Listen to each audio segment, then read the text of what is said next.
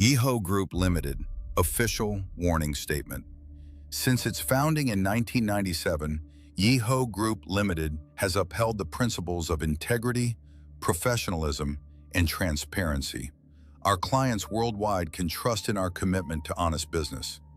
However, we have recently uncovered a Vietnamese individual, Phan Cong Trong, who has been posing as a legitimate buyer, using despicable and dangerous methods to extort, deceive, and threaten legitimate suppliers and companies. His actions have crossed the line into criminal behavior and pose a serious danger to the business community.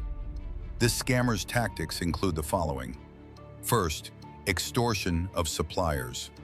After completing transactions, he fabricates product quality issues and demands massive compensation, with amounts exceeding $50,000. Second, defrauding clients. He lures customers with impossibly low prices, delivers substandard products, and then shifts all blame onto suppliers. Third, identity theft. He has attempted to hack our official email accounts to impersonate YIHO Group and steal payments from our clients.